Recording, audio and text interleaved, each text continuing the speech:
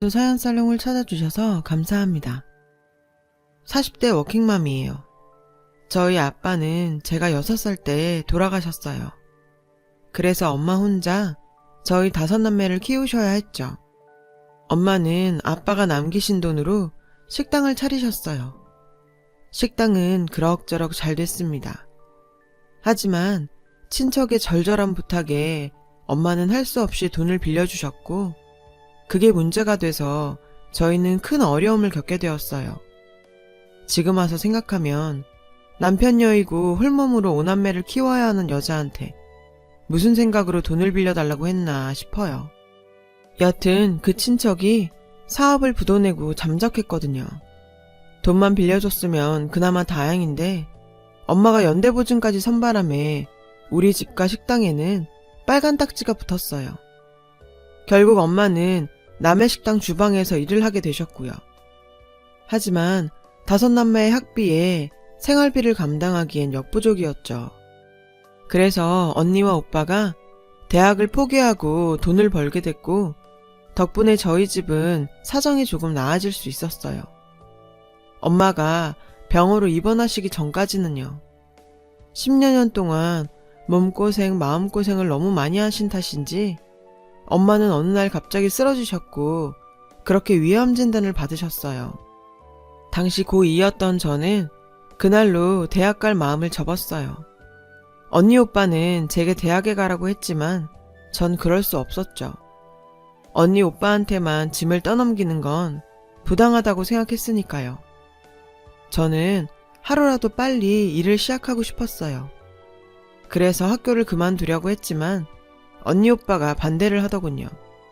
특히 언니가요. 네가 그러면 엄마 마음이 어떻겠어. 안 그래도 아프신데 당신 때문에 자식 앞길 막는다는 생각에 더 힘드실 거 아냐. 그 말에 전 고등학교는 졸업하기로 했죠. 그리고는 졸업하자마자 바로 취직을 했어요. 저는 건설회사 격리보조로 들어갔어요. 이름만 격리보조였지 온갖 잡무를 다 하는 자리였죠. 하루 종일 커피 심부름을 하고 영수증을 붙이고 우편물을 분류하면 퇴근 시간은 한참 지나있기 일쑤였어요. 제 형편을 모르는 사람들은 이런 말까지 하더군요. 넌 젊은 애가 왜 그런 일을 하느라 시간을 허비하니? 좀 생산적인 일에 시간을 투자해봐. 미래를 위해서 공부도 하고 앞날이 창창한데 왜 그러고 사나 몰라? 하지만 전 제 벌이가 살림의 보탬이 된다는 생각에 뿌듯하기만 했어요. 엄마는 다행히 고비를 넘기셨고 치료제가 잘 맞아서 조금씩 차도를 보이기 시작하셨죠. 그 무렵 저는 다른 회사로 이직하시는 과장님으로부터 제안을 받았는데요. 평소 제가 일을 열심히 하는 걸 눈여겨보셨다며 함께 갔으면 한다더라고요. 회사 규모는 좀 작지만 그곳에선 제가 격리로 제대로 된 대우를 받을 수 있다고도 하셨죠. 야무지고 일 잘해서 금방 적응할 거야. 사람 소개한다는 게 쉬운 게 아닌데 윤희 씨는 소개해도 내가 욕먹진 않겠다 싶거든. 이런 기회에 자주 오는 거 아니야. 월급도 더 받을 수 있는 거고. 잘 생각해봐. 저는 월급이 오를 거라는 말에 회사를 옮기기로 마음먹었어요. 제대로 된 격리를 할 수 있다는 것도 이유가 됐고요. 그렇게 전 회사를 옮기게 되었죠. 처음 갔을 때는 일도 많고 정리가 안 된 파일이 많아서 정말 힘들었어요. 야근도 밥 먹듯 해야 했고요. 처음 몇 달은 괜히 옮겼나 후회가 될 정도였죠. 하지만 조금씩 자리가 잡히자 생각보다 괜찮더라고요. 무엇보다 전보다 월급이 올랐다는 게 큰 힘이 됐어요. 그래 봐야 야근 수당은 없었지만요. 그땐 그런 게 흔한 시기였으니까요. 그리고 얼마 뒤 저는 한 남자를 만나게 됐어요. 그는 거래하는 납품업체 담당 대리였는데 순한 인상과 친절한 모습에 호감을 느꼈거든요. 회사에서도 평도 좋았고요. 저도 속으로 괜찮은 남자라고 생각은 했지만 티를 내지는 않았어요. 누가 누굴 좋아하네, 마음에 뒀네 이런 소리가 듣기 싫었거든요. 또 대리님은 누구에게나 친절하고 트러블 없이 잘 지냈기 때문에 저를 대하는 것도 남들한테 하는 것과 마찬가지라고 생각했거든요. 그런데 하루는 대리님이 우리 회사에 오셔선 제 자리에 바로 오시더라고요. 윤희 씨, 오늘 저녁 시간 돼요? 저랑 밥 좀 먹어줘요. 제가 오늘 시간이 붕 떠서 혼자 밥 먹게 생겨서요. 전 특별한 일은 없긴 한데 근데 저랑 식사하셔도 괜찮으시겠어요? 아우, 저야 완전 땡큐죠. 너무 뜻밖이라 놀랐지만 속으론 엄청 좋았어요. 데이트는 처음이었거든요. 그때까지 제대로 된 연애 한번 못 해본 저는 연애엔 완전 쑥맥이었어요. 저는 그날 대학가 카페에서 처음으로 스파게티를 먹어봤어요. 평소엔 회사에 나이 많은 분들 식성에 맞춰서 먹느라 젊은 사람들이 좋아하는 데를 찾아다닐 기회가 없었거든요. 대리님은 그런 저를 배려해 주시는 것 같아서 정말 고맙더라고요. 저는 대리님과 식사를 마치고 가볍게 맥주를 한잔 했어요. 그런데 헤어질 때 저에게 또 만나도 되냐고 하지 뭐예요. 사실 윤희 씨가 처음부터 마음에 들었어요. 야무지고 생활력도 강한 것 같아서요. 제가 원래 외유내강 스타일을 좋아하는데 윤희 씨가 딱 그런 것 같아요. 그런 말 많이 듣지 않아요? 그 말에 기분이 좋기도 했지만 어쩐지 망설여지더라고요. 너무 갑작스럽게 모든 게 진행되는 것 같았거든요. 게다가 이런 일은 처음이라 낯설기도 했고요. 저는 남자한테 처음 고백을 듣고는 어쩔 줄 몰랐어요. 바보처럼요. 대리님은 주말에 만날 수 있냐고 묻더니 생각 있으면 약속 장소로 나오라며 시간과 장소를 알려주고 가셨어요. 한 주 내내 나갈까 말까 고민을 하다 전 결국 나갔어요. 선뜻 나가겠다 대답은 못했었지만 마음은 이미 대리님한테 가 있었던 거죠. 그렇게 우리는 연애를 시작하게 됐죠. 우리 오늘로 만난 지 6개월이네. 사실 전부터 6개월 정도 만나면 꼭 해야겠다고 생각했던 말이 있는데 나 자기랑 평생 같이 살았으면 좋겠어. 우리 결혼하자. 네? 전 그런 생각을 안 해봐서 게다가 언니랑 오빠도 아직 결혼을 안 했고 동생들 뒷바라지도 해야 되거든요. 그러자 대리님은 조곤조곤 절 설득하기 시작했어요. 순서가 뭐가 중요해. 누구든 먼저 갈 수 있으면 가는 거지.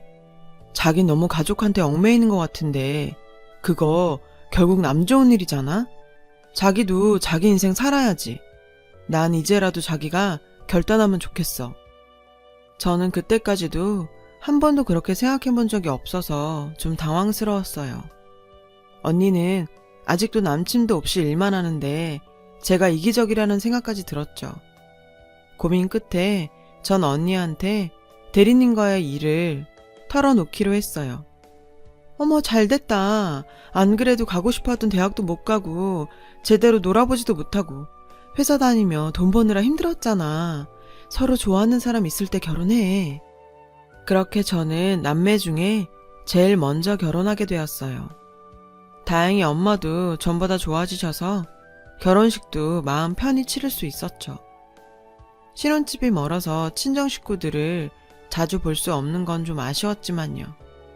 남편 회사 가까운 곳에 집을 얻어야 했거든요. 친정 식구들도 그 점을 아쉬워했지만 상황이 그러니 어쩔 수 없었죠. 그렇게 결혼하고서 몇 개월은 별 탈 없이 지냈어요. 남편은 회사가 끝나면 늦는 법 없이 집에 왔고 집안일도 잘 도와주었거든요. 그런데 점점 야근이나 당직이 있다고 늦거나 못 들어오는 날들이 생겼어요. 저도 회사 생활을 해봤기 때문에 그런 걸로 뭐라고 하지 않았어요. 직장 상사나 동료들 눈치 보면서 집안 챙긴다는 게 쉽지 않으니까요. 그러던 어느 날이었어요. 남편이 출장 갔다가 저녁엔 회사에서 숙직을 할 거라고 하더라고요. 그날은 유독 비가 많이 내려서 저는 고생하는 남편을 위해 회사에 먹을 걸 챙겨가기로 했죠. 남편이 좋아하는 파전도 부치고 이것저것 싸서 회사로 향했어요. 그런데 남편은 회사에 없는 거예요. 아직 안 왔나 싶어 시계를 봤더니 저녁 7시가 넘어가더라고요. 이 시간이면 오고도 남을 시간인데 이상하다 했죠. 혹시 근처에서 밥을 먹고 있나 싶어 전화를 했는데도 받지 않더라고요. 저는 회사 1층 로비에서 남편을 기다리기로 했어요. 한 30분쯤 남편을 기다리고 있는데 전에 만난 적 있는 팀장님이 지나가시다 저를 보셨어요. 근데 팀장님이 절 보시곤 놀라시지 뭐예요. 제가 남편을 기다린다고 했더니 굉장히 당황하며 머뭇거리는 거예요. 그 모습이 수상해서 혹시 무슨 일 있냐고 물었죠. 제가 붙잡고 놔주질 않자 팀장님은 결국 어쩔 수 없다는 듯 말하더군요. 남편은 결혼식하고 얼마 안 돼서 회사를 그만뒀다고요. 정말 마른 하늘에 날벼락도 그런 날벼락이 없었어요. 저는 무슨 일이 있었던 건지 아는 대로 말을 해달라고 졸랐죠. 김대리가 전부터 도박판에 기웃대고 그랬는데 크게 문제될 정도는 아니어서 회사에서도 그냥 넘어갔거든요. 근데 언젠가부터 판돈이 점점 커진다 싶더니 경찰서를 들락거리더라고요. 회사에서도 이 사람 저 사람한테 빌린 돈도 많고요. 저한테도 빌렸어요. 그게 문제가 돼서 일이 이렇게 됐네요. 그러면서 여기 이러고 있다가 다른 사람이라도 보면 돈 달라고 할 테니까 어서 돌아가라며 절 걱정해 주더군요. 어이가 없다는 게 이런 거구나 싶었어요. 저는 결국 남편이 어디 있는지 모른 채 멘붕이 돼서 집으로 돌아왔어요. 밤새도록 남편한테 전화를 해봤지만 남편은 끝내 받지 않았어요. 그렇게 한잠도 못 자고 밤을 꼬박 샌 후 전 경찰에 신고라도 해야겠다 싶어 집을 나서는데 그때 마침 남편이 현관에 들어서지 뭐예요. 아무것도 모르는 남편은 저를 보곤 아침 일찍 어디 가냐며 도로 들어가자고 하더군요. 저는 들어와 아침밥을 차리며 남편한테 회사에선 어땠냐고 떠봤어요. 전화는 왜 안 받았냐고요. 그랬더니 출장 간 일이 정말 힘들었다며 오히려 제가 회사에 없으니 갈 맛이 안 난다고 너스레를 떨군 밥 한 그릇을 뚝딱 비우더라고요. 그 모습이 뻔뻔한 것 같기도 하고 너무 아무 일 없는 사람 같기도 해서 어쩌면 팀장님이 악의적으로 거짓말을 했을지 모른다는 생각까지 들 정도였어요. 저는 태평하게 잠이 든 남편을 보며 진실이 뭔지 알아보기로 결심했죠. 남편은 오후 늦게야 출근을 한다며 집을 나섰어요. 남편 뒤를 따라갔어요. 그랬더니 정말 남편은 회사와는 정반대 방향으로 가지 뭐예요. 저는 마음을 다잡고 끝까지 남편 뒤를 밟았어요. 남편은 공원 벤치에 앉아 장기 두는 노인들과 수다를 떨더군요. 너무 한량 같고 한심해 보이는 그 모습에 머리가 핑 돌고 어지러웠어요. 잠시 거기 앉아서 훈수를 두던 남편은 자리에서 일어나 어디론가 가더군요. 남편은 공원을 나와서 공장이 많은 컴컴한 거리에 낡은 건물로 들어갔어요. 저는 무서웠지만 그래도 확인을 해야 했기에 따라 들어갔죠. 정말 남편이 도박을 하는지 아니면 다른 이유가 있어서 여기 온 건지 말이에요. 조심스럽게 어두컴컴하고 낡은 계단을 올라가 남편이 들어간 사무실 앞에서 뽀얀 유리창 사이로 안을 살폈어요. 그 안에는 남자들이 무리를 지어 앉아 담배를 피우며 화투를 치고 있었죠. 그 안에 남편도 있었어요. 저는 심장이 덜컹하고 떨어지는 것만 같았죠. 험악하고 불량해 보이는 사람들 사이에 아무렇지 않게 어울리는 남편을 보고 있자니 입이 안 다물어지더군요. 저는 간신히 그 건물을 나와서 집으로 돌아왔어요. 손발이 덜덜 떨리고 정신이 하나도 없었죠. 어디서부터 어디까지가 남편의 본 모습일지 믿을 수가 없더라고요. 저는 부들부들 떨면서 시어머니한테 전화를 걸었어요. 시어머니는 아무것도 모른 채 평소처럼 편하게 전화를 받으시더라고요. 어쩌면 시어머니도 자기 아들에 대해 모를 수도 있겠다 싶었어요. 전화를 끊은 저는 시어머니가 하시는 갈비집으로 찾아갔어요. 결혼 전 딱 한 번 본 게 다여서 주소를 찾아 기억을 더듬어가며 갔어요. 밖에서 보니 시어머니는 카운터에 앉아 손님을 받고 계시더라고요. 마침 저녁 식사 시간대라서 가게 안은 사람들로 붐비고 있었어요. 시어머니가 손님 자리를 안내하느라 자리를 뜨자 저는 가게 안으로 들어갔어요.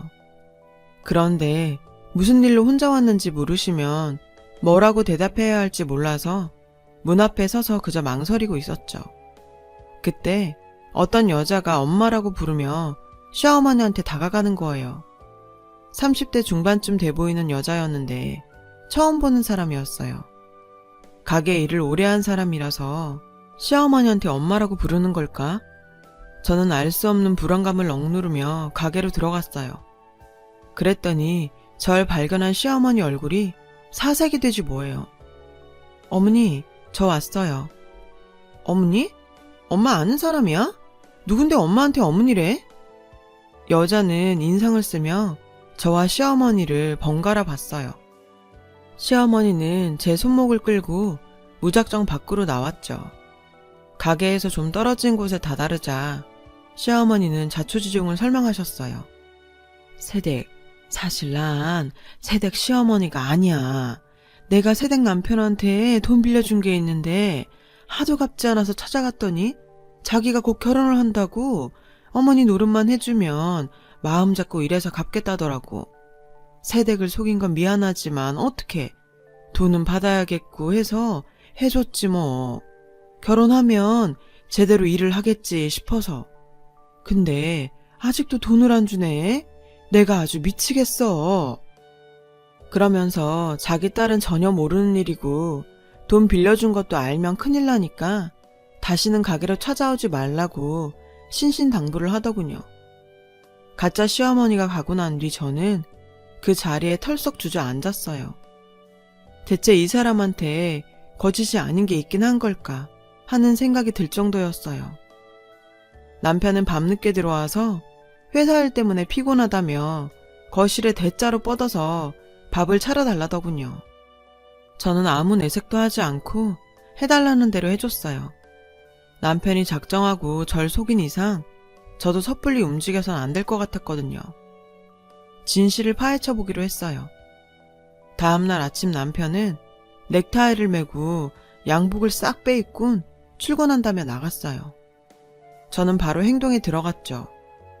시아버지, 시동생, 이모님이라고 만났던 사람들을 찾아보기로 했어요. 그랬더니 시아버지 역할을 해준 사람은 같이 화투를 치다 만난 사람이었고 시동생과 이모님은 돈을 받고 알바를 한 거였더라고요. 이런 식으로 저를 평생 속일 수 있을 거라고 생각을 하다니 정말 말이 안 나왔어요. 저는 마음을 단단히 먹고 남편이 오기를 기다렸어요. 남편은 회사 퇴근 시간에 맞춰 집에 들어왔어요. 한 손에 치킨 봉투를 들고서 말이죠. 오랜만에 치킨이나 먹자. 맨날 밥 먹기도 지겨워서 말이야. 여기 내가 전에 말한 그 치킨집인데 진짜 한 번 먹으면 계속 생각난다니까. 이제 맨날 이것만 먹자고 할걸? 그래?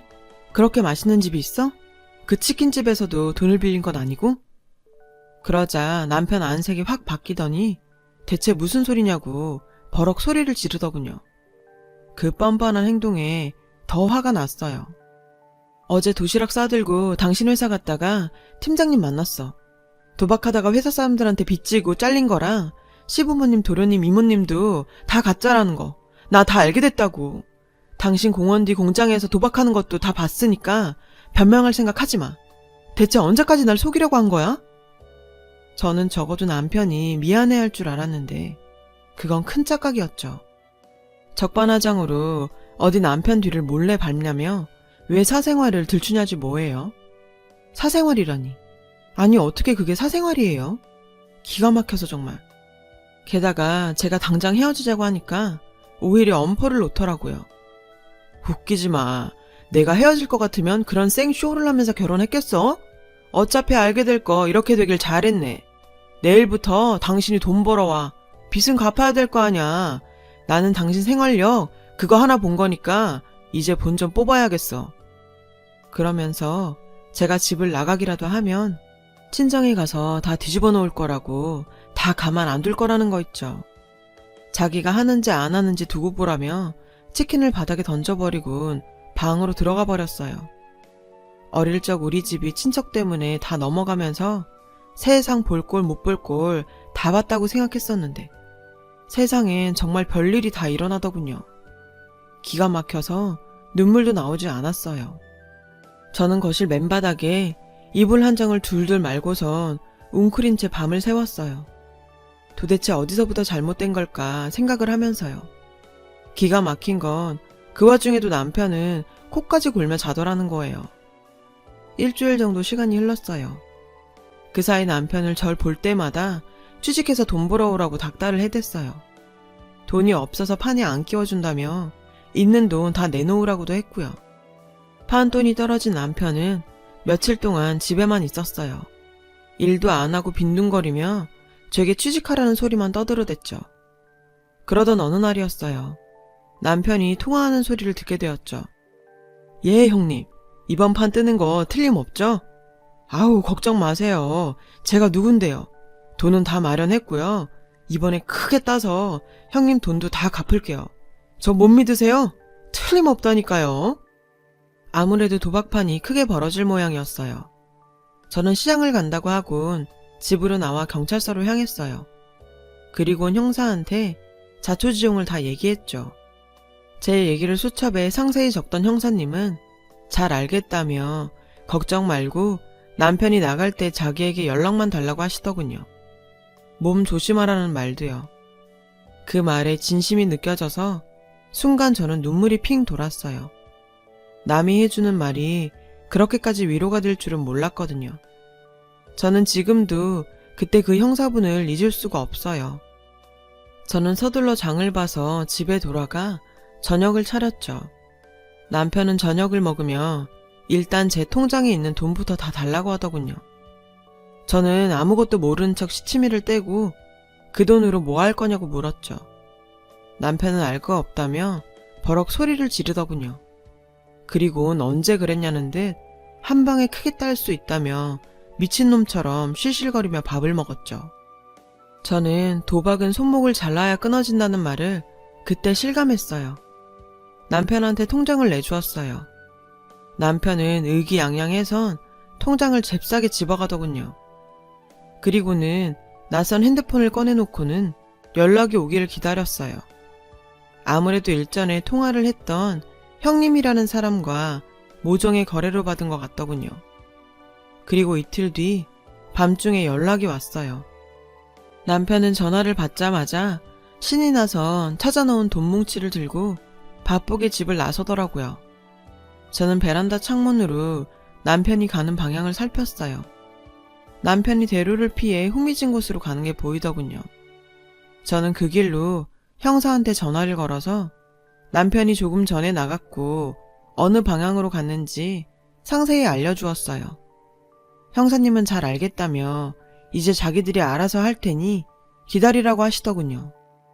시간이 지나 드디어 전화벨이 울렸죠. 저랑 통화를 했던 그 형사분이셨어요. 형사님은 도박판을 벌인 일당들을 모두 잡아들였다고 하셨어요. 남편도 잡았는데 나를 찾으니 일단 오라고 하더군요. 경찰서 안은 하우스에서 잡혀온 도박꾼들로 바글바글 했어요. 유치장에 있던 남편은 절 보자 손짓을 하며 얼른 자기 옆으로 오라더군요. 전 그저 쳐다만 볼 뿐 가지 않았어요. 제가 형사님과 얘기할 동안 남편이 뚫어져라 저만 쳐다보는 게 느껴졌죠. 형사님 말로는 남편은 거액 불법 도박 이력이 여러 번 있고 이번에는 사기 도박판에서 바람잡이를 한 게 드러나서 구속이 될 거라고 하셨어요. 그러니 남편한테 할 말이 있으면 지금 하라고 하시더군요. 저는 그제야 남편이 있는 유치장 쪽으로 다가갔어요. 사람을 어떻게 이렇게까지 속여? 거기다 내 가족을 두고 협박을 해? 당신이 그러고도 무사할 줄 알았어? 헤어져. 순순히 이혼 안 해주면 나도 가만히 있진 않을 거야. 남편은 자기 좀 살려달라고 빌더니 곧 씩씩거리며 자기 계산이 틀렸다고 주먹으로 벽을 탕탕 치더군요. 저 사람이 미쳐가는구나 싶었어요. 그런 것도 모르고 저는 그 사람이 좀 잘해준다고 홀딱 빠져서는 정신을 못 차린 게 너무도 후회가 되더라고요. 사람들이 다 웃음나 봐. 지금까지 얼마나 많은 사람들을 그렇게 속이면서 살았는지 모르겠지만 난 달라. 그 안에서 평생 콩밥이나 먹으면서 반성 많이 해야 될 거야.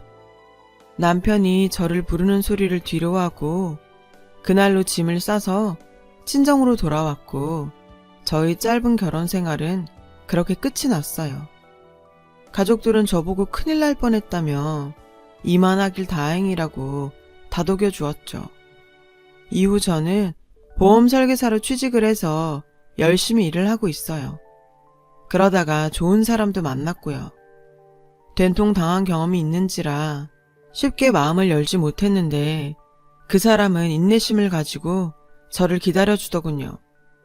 그렇게 딱 10년 전에 저는 재혼을 했답니다. 지금은 아들을 둘이나 뒀고요. 여전히 일도 하고 있어요. 지금까지도 저는 전 남편이 어떤 사람인지 잘 몰라요. 가끔은 그 사람은 진짜 누구였을까 궁금하기도 하지만 알아서 뭐 하겠어요. 어차피 사기꾼인 건 변하지 않을 텐데요. 이렇게 제 긴 이야기가 끝이 났네요. 그래도 고생 끝에 낙이 온다고 요즘 같기만 하면 앞으로 바랄 게 없을 것 같아요. 지금까지 제 얘기를 들어주셔서 감사드리고요. 다들 행복하시고 건강 조심하세요. 여러분, 사연 댓글에 응원과 현명한 조언 부탁드려요.